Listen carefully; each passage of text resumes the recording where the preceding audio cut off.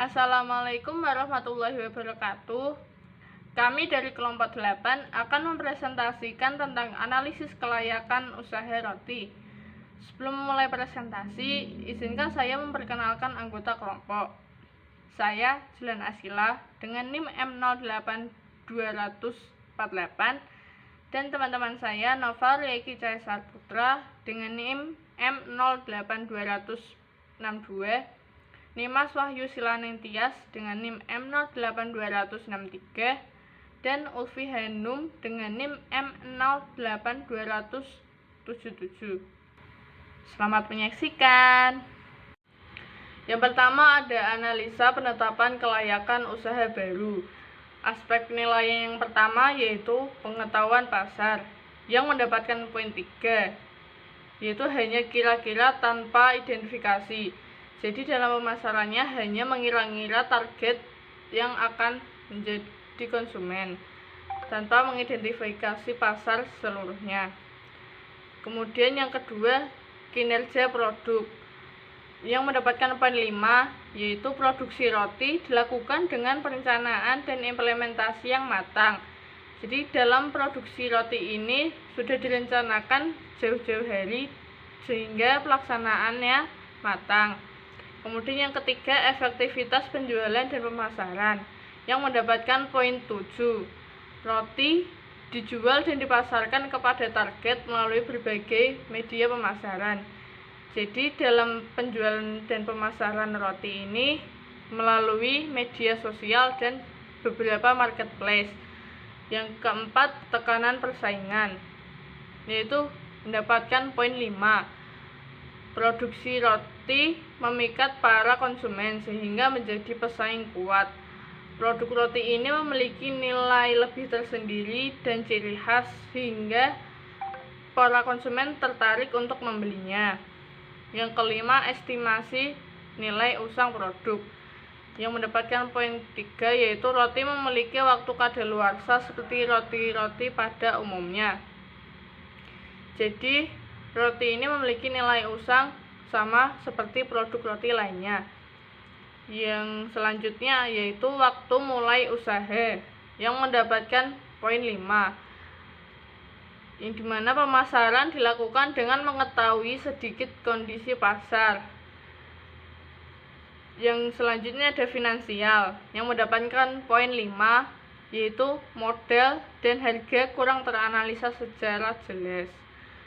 Jadi dalam menghitung modal dan harga jual masih kurang tercatat dan terhitung dengan jelas, sehingga mendapatkan total skor 6, 20, dan 7, sehingga jumlah keseluruhan total poin yang didapatkan yaitu 33. Analisa berikutnya, analisa kelayakan teknis. Terdapat 8 aspek. Aspek yang pertama, desain fungsional, memperoleh poin 7.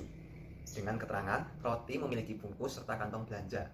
Pada tahap awal kami sudah memiliki semacam relasi ataupun channel yang mampu menyediakan pengemasan roti yang demikian. Yang kedua, daya tarik penampilan, memperoleh poin 5, yakni roti memiliki bentuk yang rapi dengan tampilan luar yang menarik. Usaha kami merencanakan memiliki roti yang setidaknya menggugah selera konsumen, walaupun belum bersifat ikonik. Selanjutnya ada aspek rentang kadaluarsa bahan baku, memperoleh poin 5, di mana produk yang kami produksi haruslah jauh dari masa kadaluarsa untuk bahan bakunya. Karena usaha ini masih kecil atau direncanakan masih belum ke skala yang lebih besar, sehingga kami memutuskan setidaknya produk kami sesuai standar makanan yang ada atau belum memiliki jauh dari masa kadaluarsa, walaupun bahan baku yang diperoleh masih belum fresh, serta untuk produksinya sendiri sulit untuk dicari.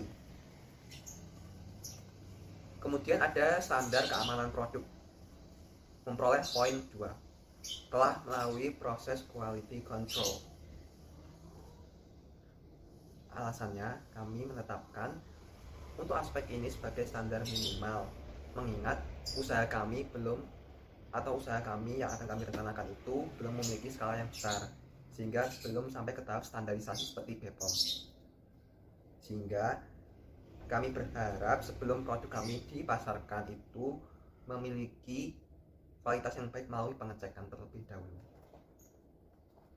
Kemudian aspek berikutnya, kelengkapan dan kepemilikan alat produksi, penunjang produksi, memperoleh poin 7, yaitu alat milik sendiri dan lunas.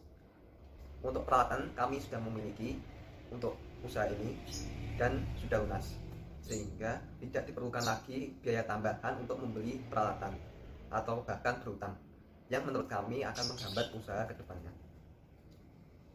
Berikutnya ada kualitas adonan roti. Di sini kami memperoleh poin 5, yakni roti lembut dan rasa konsisten. Ini kami usahakan di awal usaha dengan memperoleh pengetahuan dan pengalaman dari orang yang sudah ahli dalam dunia bakery. Meskipun belum sampai ke tahap premium, sebab roti yang premium memerlukan biaya produksi yang lebih mahal. Aspek berikutnya yakni kemudahan produksi. Untuk saat ini poin yang diperoleh adalah 5. Roti mudah diproduksi dengan kecepatan produk biasa. Untuk produk rotinya itu masih bersifat sederhana sehingga mudah diproduksi. Kecepatan produksi yang masih biasa ini dipengaruhi oleh sumber daya manusia yang masih terbatas. Next ada pengembangan produk. Di sini diperoleh poin 3. Roti sedang direncanakan untuk varian lain. Di tahap awal ini, sebelum memproduksi, kami sudah merencanakan akan ada beberapa varian jenis roti, sehingga konsumen dapat memiliki banyak pilihan. Nah, untuk total skor, poin 3 memperoleh total skor 6. Untuk poin 5 memperoleh total skor 20. Dan poin 7 memperoleh total 14. Sehingga jika dijumlahkan keseluruhan, untuk aspek analisa kelayakan teknis diperoleh nilai 40. Kemudian saya akan menjelaskan tentang analisa penilaian peluang pasar. Yang pertama yaitu lokasi usaha, mendapatkan skor 5, di mana lokasi usaha di tempat yang relatif. Maksud dari tempat yang relatif adalah tempat itu ramai tetapi tidak mendapat pendatang baru di setiap harinya. Yang kedua yaitu target atau sasaran konsumen yang tepat, mendapat skor 7, di mana target konsumen sudah ditentukan dan menjadi prioritas. Bisnis yang kami lakukan akan menargetkan konsumen dan menjadikan dia prioritas supaya bisnis kami berjalan dengan lancar dan baik. Yang ketiga yaitu sarana promosi efektif, mendapat skor 5, di mana promosi dilakukan secara sukarela tetapi masih ada kemajuan pemasaran. Promosinya melalui aplikasi seperti WA, Instagram, Twitter, Facebook, dan lain-lain. Kemudian kami juga melakukan promosi melalui mulut ke mulut. Hal ini dilakukan supaya menghemat pengeluaran biaya pada bisnis kami.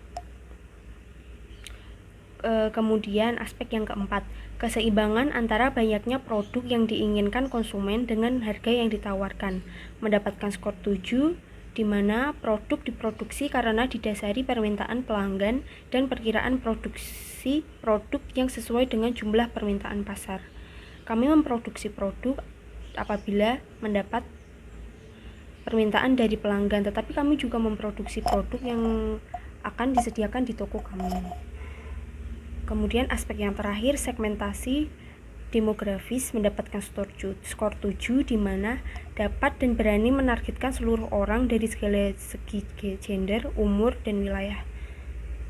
Hal ini dilakukan agar bisnis kami dikenal oleh banyak orang dari seluruh gender, umur, dan wilayah. Jumlah skor yang didapat dari penilaian peluang pasar yaitu 31.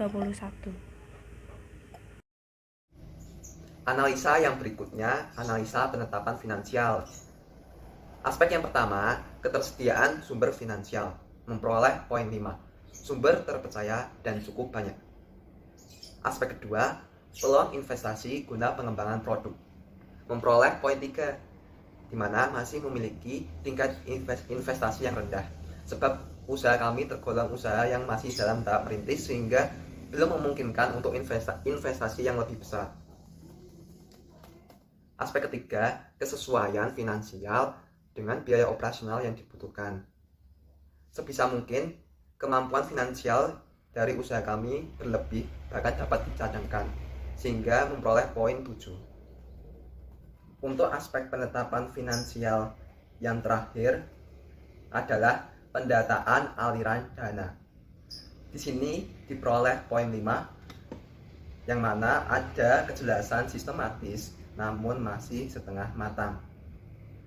Ini didukung adanya kemampuan manajemen keuangan di dalam sumber daya manusia usaha kami, tetapi belum memiliki akurasi yang tinggi sebab masih dalam tahap pemula.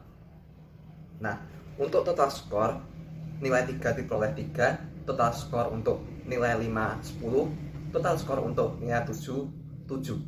Sehingga jumlah keseluruhan untuk aspek analisa penetapan finansial diperoleh nilai 20. Baik, di sini saya akan menjelaskan tentang analisis kemampuan organisasional. Yang pertama ada aspek penilaian kemampuan dalam membuat roti, yang mendapatkan skor 3 yaitu mampu membuat roti seperti pada umumnya atau tidak spesial, di mana sekarang ini kami hanya mampu membuat roti dengan seperti pada umumnya, belum ada cita rasa yang spesial dari kami. Kemudian yang kedua adalah kesanggupan dalam pengerjaan, di mana mendapatkan skor 5 yaitu mampu mengatur waktu dengan baik, yang berarti di sini kami mampu untuk mengatur waktu untuk kegiatan lain dan membuat roti ini itu hampir seimbang.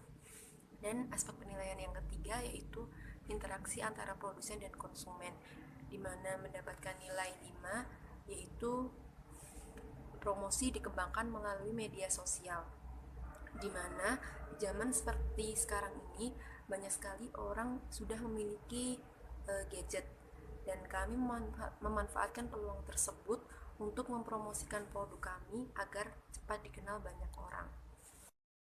Dari ketiga aspek penilaian tersebut didapatkan total nilai yaitu 13.